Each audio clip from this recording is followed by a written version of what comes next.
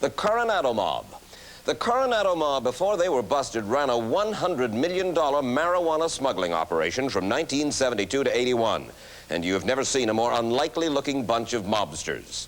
They came right off the beaches of Southern California and looked as though they'd come right out of a Hollywood casting office. They were all high school pals 10, 15 years ago. There was Lance Weber, who built the boats. Lee Strempel, who supervised equipment. Don Kidd was the chief mechanic. Al Sweeney was the forger. Robert Lahodney made their most profitable connection. All these and many more of their friends and high school pals were in the Coronado mob. And the backdrop for this improbable gang of smugglers also looks as though it had come straight out of a Hollywood film.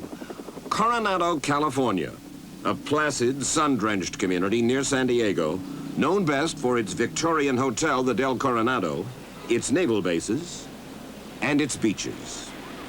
And the kingpin, the boss of the mob, he too didn't look the part. Luis Villar used to be a high school Spanish teacher and basketball coach. How did all these men get into the marijuana business? Years ago, Lance Weber and a few of his friends were running a small-time pot smuggling operation across the Mexican border. It's a few miles south of Coronado, never dreaming that one day it would turn into a $100 million operation. This is America. Right there, that's Tijuana, Mexico. That's the bull ring by the sea. That is Mexico. That fence is the international border. A swimmer would walk down to the beach, get in Mexico, and swim. Carrying on his back, swimming? Swimming, it floats in a bag, and kick all the way up there. With what kind of a load?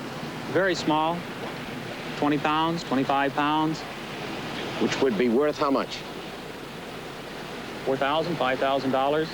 Except for the fear of sharks, it was good, clean fun. But these smuggling operations were hampered because the young men couldn't speak proper Spanish.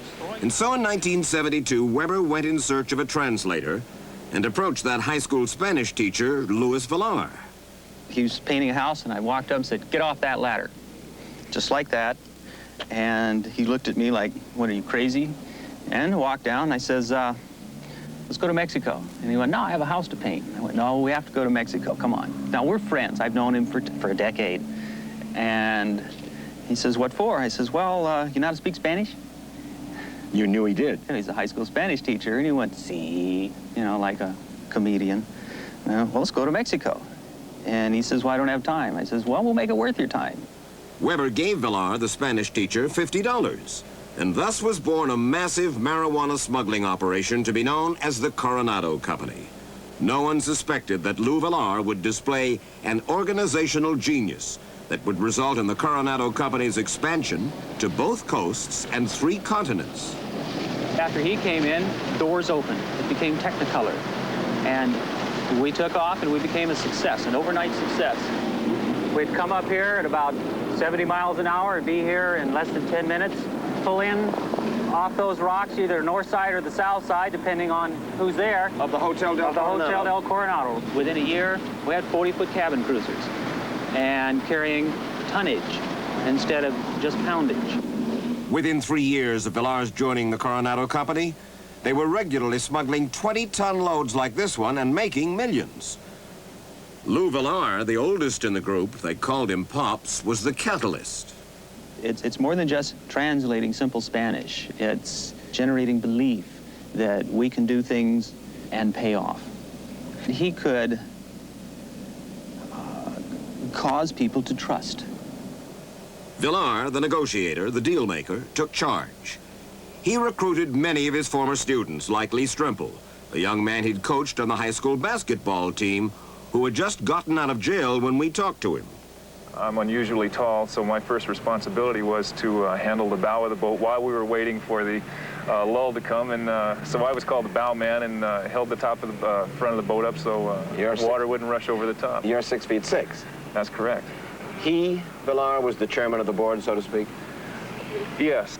Lou had the ability to organize and to motivate people to get the most out of them.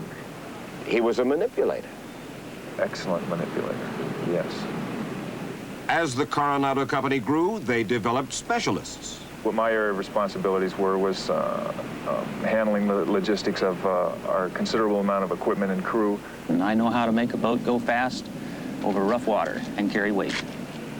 Well, I started out as a regular guy packing bags. Gopher, yeah. Moved on up from there, chief engineer. Where Don Kidd, after 2 convictions, is on probation and awaiting the result of his appeal. And when Villar and the Coronado Company wanted to change their identities to fool the cops, they recruited Al Sweeney, class of '72, who would later become a government witness. My photographic skills manifested themselves in producing California driver's licenses. How many false licenses did you make? A little over 200 in the space of 4 or 5 years. Well, many of them, many different names for one person, of course. When Robert Lahodney, also a veteran of Villar's Spanish class, became a partner, profits took an astronomical leap. Lahodney, now serving time in a federal prison, had traveled in Southeast Asia since high school, and he provided a lucrative link to the high-quality marijuana of Thailand.